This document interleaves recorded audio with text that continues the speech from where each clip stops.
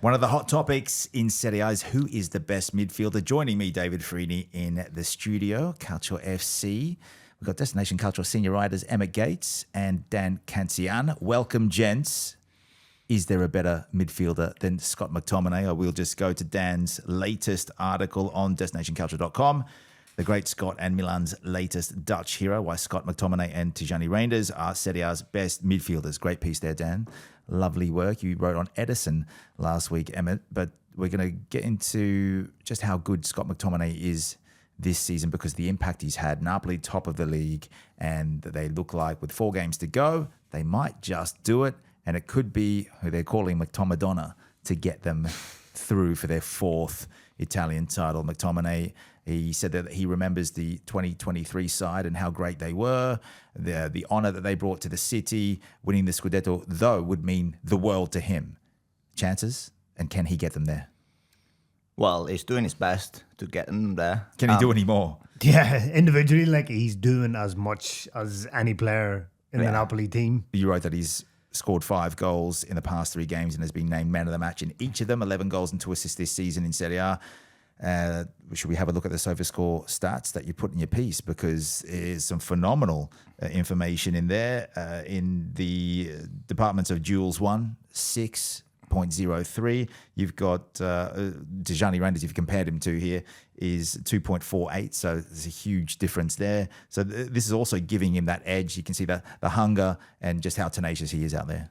Yeah, it's been brilliant for Napoli. It is when we had this conversation this summer, the moment Antonio Conte signed him, I thought, this is obvious. Like, there has not been, I can't think of a more Antonio Conte player than Scott McTominay. He's got a great engine. He can play in different positions. Obviously, last year at United, he was playing as a defensive midfielder. He himself has been on record since saying that he didn't like to be deployed in that particular role. Needs most Erik ten Hag had to play him there because he had, obviously, Bruno Fernandes ahead of him. But when you look at the way Conte has played him, it makes perfect sense because he can get into the box, he can crash the box, as they say these days. He can score with his head. He's decent with both feet, and he's tactically very, very diligent. That's one of the things that his managers at United always mentioned, that he always stuck to the task that he was assigned. The problem with McTominay United was that he was not particularly good at progressing the ball forward in terms of passing. But in Napoli, he doesn't have to do that. You've got the likes of Lobotka, you've got the likes of Anguissa doing that for him. And he makes those second man runs into the box to help out Lukaku. Just freed him up. Yeah. I like it. I can't think of another player of his physical build that plays that role like he does. Yeah. Because there aren't any. Because you tend to have like a number 10, they tend to be sort of smaller, technically better. With the greatest respect to McTominay, he's not in the category of the likes of, Çalhanoğlu or Nico Paz. Yeah.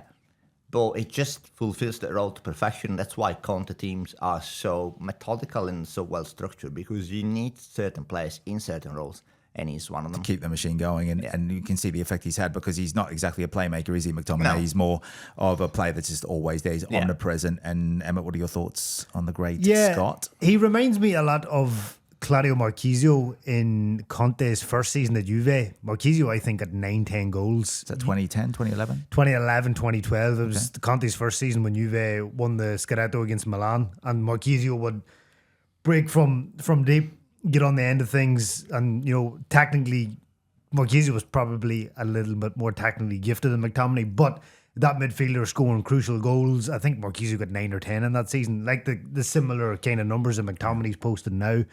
And I think, as Dan says, he's not technically brilliant, but he doesn't need to be, because Lobotka can do that. Anguissa's the engine up and down. Billy Gilmore can also technically really good. And McTominay is just there, can put a foot in, he's physical, likes to get a tackle in, and he likes to get on the end of things. He's similar to Anguissa, but they're still different players. Slightly different skill set, I would say. But I mean, I think Anguissa's definitely not a box crasher, let's be honest. No, he's not. And McTominay, you need a specific level of intelligence to know when to make those runs. And that's the intelligence there. It's not in the feet, it's in the head. And it's about getting there. I think it's crucial. I think when he was signed, a lot of people assumed that Conte will sort of have him sitting next to Lubocka. Yeah. But I don't think the Conte ever planned to do that. You have seen him there at times, but You that's have, only because but I at don't specific think parts of the game. that's not his game. He's not the sort of player who receives the ball on the half turn. He doesn't quite have the awareness, of the special awareness, and his touch is not as delicate perhaps as he should at times. But when he's been playing where he's played this season, I mean, the results, the numbers speak for themselves. You can't defend against him also because the fact that he's been effectively given free reins. Yeah. To move.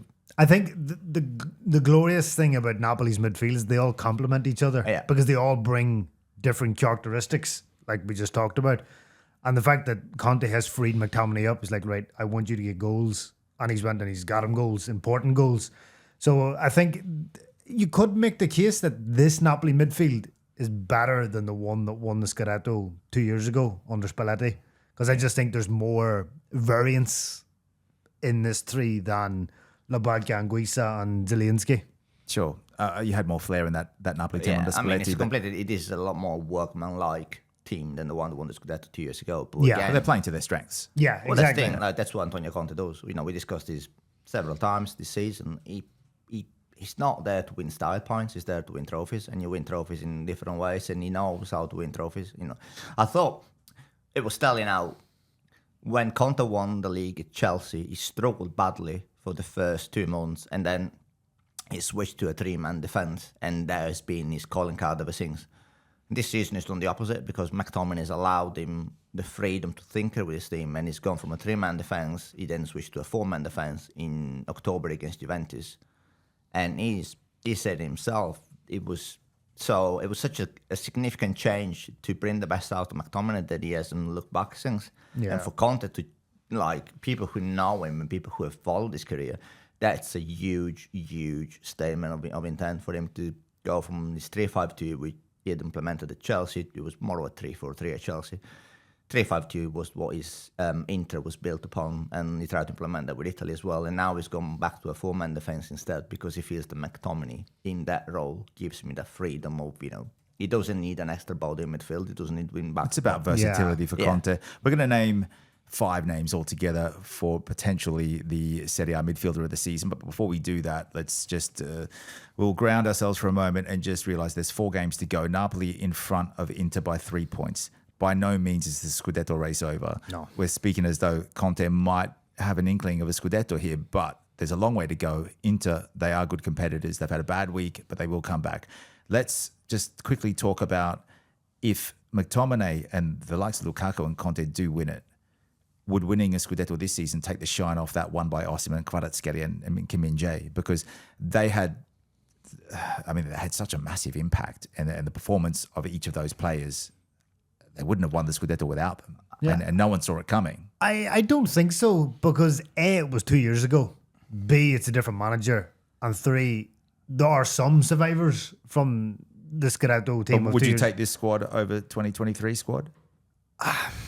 Because the Osimhen, 26 goals. Yeah. I don't have a goal scorer like that. They were more exhilarating to watch under Spalletti. Like this, as Dan said, Conte you're not going to win style points at the Style Olympics. He's not going to get a gold medal, but he's made them hard to beat, grinding out results, the spirit of champions. But I don't think it takes the shine off the Scudetto win 2 years ago. I think, yeah. I mean, Well, they won it by so much last time. Yeah, they won it at a counter. Well, that's the thing. I don't think it's going to take the shine off. If anything, this is maybe even more exhilarating because 2 years ago, it was a foregone conclusion by what? March. February? Yeah, But they were February, 19 March. points ahead. Yeah. in It was February. when they beat Juve 5-1 in Naples. I was remember over. that game. Yeah, it was over. I remember it well. Speaks to their dominance, but I don't think anyone expected this season them to be that. Like they got absolutely annihilated in Verona in the first game of the season, 3-0. Yeah. They lost to Como as well. Yeah, and Antonio Conte's been saying it for the past 9 months. We should not be here. Now, that's obviously mind games because he wants to divert pressure away from Napoli, and I get all that. But when you look at it, I don't think anyone expect. Yes, you expected Napoli to be in the top 4 after. Yeah, they were dreadful last season. That's something. Yeah. Like, I think They were good in spurts. Let's be honest. They weren't great. They had 3 or 4 coaching changes by the end of the season. They were good in spurts. The spurts were very few and far between because they were largely horrendous. Yeah. They were statistically the worst defending champion Serie A has ever seen. Yeah. They won from winning the They were Scudetto rubbish. counter. And they not- finished 10th. Milan were worse, 11th in 99, was it? But anyway, let's get to this. This is a common theme. La Gazzetta dello Sport, Corriere della Sera, whatever it is, he has been on the front page, Scott McTominay, so many times. For those that are listening on the audio pod, you can't see this, but he is all over the newspapers. And this is a common thing where you see the press just simply praising him. How many times has he got an 8 or better from Gazzetta? The man of the match so many times, as you said in your piece. And how will McTominay be remembered if he can get to, he's on 11 Serie A goals at the moment, he can get to 14, 15 and drag them over the line. Yeah. How will he be remembered, and who would you correlate him with? Because going back in history, we saw Osimhen, the main goal scorer. Kvaratskhelia got a dozen or so goals, of course.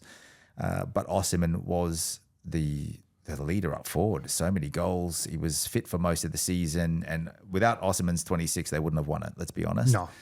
Without McTominay here, I'm not sure they'd have a chance. Maybe even for Champions League, you'd say, take that component out and it'd be a very, very different team.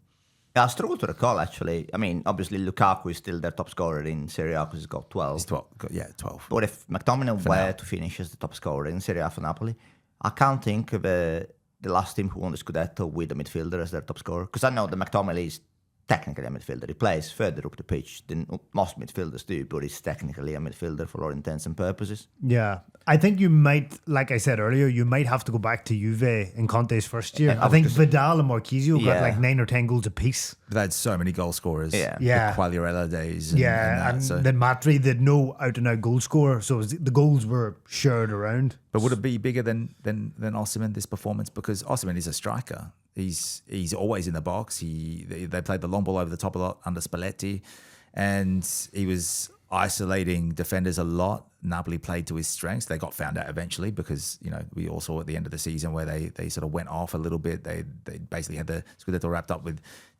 8 rounds to go, more or less, mathematical by 5 rounds. But we look at the Champions League back then. They got found out. This time, Conte keeps shaking things up. He's trying to make the opposition guess a little bit more. Spalletti, I don't think, did that. He just played his brand for most of the season and hardly changed it. We saw that's why he got belted by Milan 4-0, and that changed the course of their season. But would it be bigger? McTominay dragging them instead of, look, when you think about that season, 2023, Osimhen, Kvaratskhelia, Kim Min-jae, of course there were others, but you think of those 3. When you think of this, who do you think of? Do you think of Lukaku? Do you think of Di Lorenzo? Do you think of Lobotka? It's probably more a Conte title. It's Conte and McTominay. Than any player aside from McTominay. Yeah. I do think that you have to give enormous credit to Lukaku, though, because the reason why McTominay is so effective is because of the hard work that Lukaku puts in. And I think what you're seeing now with Lukaku is, and again, it speaks to Conte's brilliance as a manager. It's the transformation of a player he clearly cannot rely on his strengths anymore, such as like speed. Yeah. And it's molded into sort of like, this happens a lot actually in American sports, for example. In the NFL, you may have a quarterback who's very mobile and then he'll lose the proverbial yard of pace. And then the scheme slightly changes it's more tailored to like sort of, we don't need you to do as much as you were doing. We just need you to do slightly different things. Lukaku still has 12 goals. He may probably never score 20 a season as he did at Inter. But you can see the Conte's been using him as like, you can open the space and McTominay can come in and benefit from that. And I think under another manager, I don't think that happens because another manager probably gets Lukaku in and they're like, okay, I need you to score 20 goals this season. Yeah. Well, I mean, he has the most assists in Serie A, Lukaku. And if you had said that to someone at the beginning of the season, they would have been like, you're crazy. Yeah. So it's a different role he's playing. He's more holding the ball up, bringing McTominay who's running on. Yeah. Like he's opening up space, dragging defenders away. And, he's actually playing further away from goal. He is. And that's a long-winded way of saying that, as Emmet pointed out. I think it is an Antonio Conte Scudetto if they do win the Scudetto, because I don't think another manager wins Conte the league at with this Inter team. when he had Lukaku and Lautaro Martinez, I guess when you've got the caliber of Martinez up forward, he's going to take players away and he's going to make which space for Lukaku. Which is why Lukaku banged in 20 goals this season. And of course, it was younger, completely different approach. Yeah. And completely different expectations as well. Well, the correlation in history to other Napoli midfielders that have done well, everyone thinks of Marek Hamsik because similar kind of performance and output and player. And I think Hamsik was probably a better ball player at ground level. And also he's great in the air. Very, very good vertical leap as well, and always loved to crash the box, but he wasn't a box crasher. He was a very, very good player, world class at his very best. And McTominay is showing that he's got that as well. He's in his mid-20s, he's 26 now? 27, 28. Oh, he's 28, all right. I was giving you a couple of years off there, Scott. But back when Napoli won the Scudetto in 2023, the midfield, Anguissa was great, but surely it wasn't a case of thinking of a midfielder that could take them to the brink of something. Of course, they play a role, but even back in 86, 87, they had Salvatore Bagni, but even he only produced a handful of goals, maybe 6. Yeah. You had Fernando Di Napoli. He was more of a hard man. He didn't score. He didn't score. He was a hard man. Alemão, I think, scored four goals. Alemão got 4. Massimo Crippa got 4 in 1989 and 90, and no other midfielder is having that kind of impact that McTominay is. And it's a different brand of football these days, of course. But are there any others that come to mind, even in Serie A in general, that are similar to McTominay? Well, in terms of goal scoring, you could probably compare him as far as just the goal scoring is concerned. Obviously Marchisio at Juventus, Pogba and Vidal during Conte's era Juve. And today it's about Tijani Reinders, and you've written about him. Yeah. And that piece, again, I will reiterate, go and read that on destination.calcio.com. And you compare the two in here, 10 goals for Reinders, 11 for McTominay, 4 assists for Reinders, 2 for McTominay. So similar kind of output in terms of goal scoring output, assists and goals together, the involvements. So 13 and 14, Reinders with a slightly better SOFA score rating, 7.28 to 7.23. So the discussion has been there. Before McTominay's performance against Torino, where he got 2, I guess some people would have given Reinders the edge, but now it's kind of flipped a little bit. And I think with Reinders is the fact that also he plays for a dysfunctional team. We've been speaking about how good Napoli are on the Conte. But is he looking better because everyone else is not working well there? And well, he's looking I as a standout suppose player? you could look at it that way, but I think if anything, he's looking brilliant despite playing. Yeah, I think he would look even better if he played in as Dan said, a functional team. And he's also improved. Is that what's happening to McTominay? Is he looking better than, because at Manchester United he didn't perform the same way? He's absolutely. I mean, I had this conversation at the start of the season with fellow, people who watch, like I do watch United week in, week out, and a lot of them suggested that McTominay is doing well in Italy because Italy is a poor league compared to the Premier League. But I said to them, I think he's doing well because of coaching, because he's been properly coached instead of just being asked to plug the old gap here and there. I mean, he's playing under a world-class coach. Let's not, Conte, for all his criticisms and his fiery nature, he is a world-class coach. He's just a lot of steps above Ten Hag, let's be honest. And in the Premier League, you've got a situation where you go out there, it's the highest spending league on the planet. It is the Super League. And you've got so much money that you can just go and spend 80, 90 million on Anthony and Casemiro. So you will always put players like McTominay, who are homegrown, to the wayside for a while. And then they might get their chance. He's got the fire in the belly. He's going to go out there and he's going to perform. Did get, 6-7 goals last season. But then there came a point where maybe some of their poor decisions in the past caught up with them. They needed to make some money on a homegrown player. Yeah, they could. And then they sold him on. And now people in hindsight are looking back and saying, we should have kept McTominay. Well, I don't think you really cared in the summer. If he scored 1 or 2 goals at Napoli this season, they'd be saying, thank God we got rid of him. But because he scored 11, I can't believe we let him go for 25 million. I think the power of the hindsight, as you would say, revisionism. It is revisionism. It is. And as you said, he's been brilliant for Napoli this season, but the McTominay we've seen this season is not the McTominay we saw for United last season. Yeah.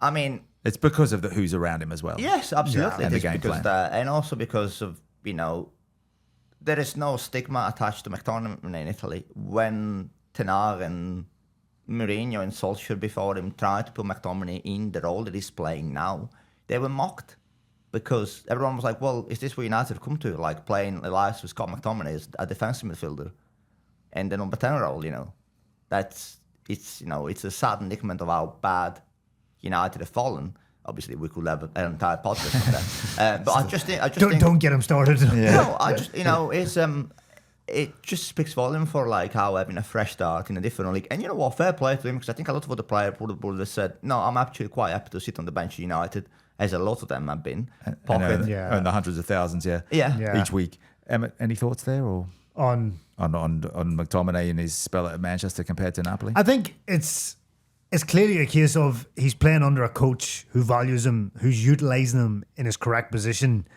And I wouldn't say he's built the midfield around McTominay, but he clearly values McTominay and what he brings to Napoli. And he's told him, just go do your thing. It's about completing the project with McTominay in it. That's when he looked at McTominay. He's like, let's bring him in. Yeah. And I guess that was also before the late. Was he one of the late signings? That was one of the late signings. Do you remember we went to and the Neres first came in? We went to the first game of the season, Yeah. and they got smashed. And by you predicted Verona that Napoli 3-0. would finish where? Yeah. They'd be lucky to finish in the top 15. But then, and then they did bring in. it's been waiting to pull it out. Yeah. But to be fair, that was before they brought in Gilmore, McTominay, and Neres. 30 minutes into the season, pal. No, but they hadn't signed. But my point is, At that stage, you thought Empoli were going to be in the Champions League because they were in the top 4. but my point was, It's his birthday. Happy birthday, sorry. I retract that statement. but my point was, we saw them and they were shocking pre McTominay signing, pre Gilmore signing, and he's come in. I didn't think they were that bad, but yeah. Come on, they were awful. Well, Against at the time, Verona, Verona were league leaders. Antonio Conte did, because he did say, it wasn't an ultimatum. But He's a politician. He understands what he needs to say to get what he wants. Yeah, it was almost like he threw the game so he could make a point to De Laurentiis go and buy me players. Look, if you look at those goals in that game, some of the goals, two of them especially, were very lucky. I guess especially you could- the I third one, guess they just went straight down the middle. You The can second make one. a case of Napoli was shocking. They needed signings. Would have anyone expected Yeah. McTominay to beat that signing? Well, I think and if- be if- the player that's bringing them towards a fourth title. Back then they had Kvaratskhelia, let's not forget. True. So still they had a very good team. And even though they had a poor season under Mazzarri and the Rudy Garcia and so on, let's put things into perspective. They're still a world-class team. They just had a bad season. It's like Inter had a bad week, but Napoli took that into a whole season. Yeah.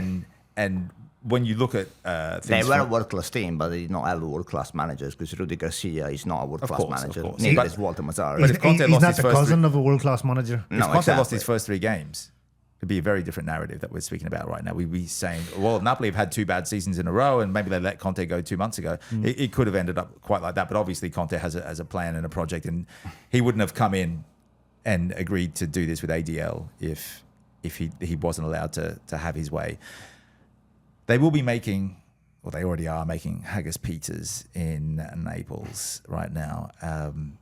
They're making cakes, Lukaku as well. We've seen those floating around the internet.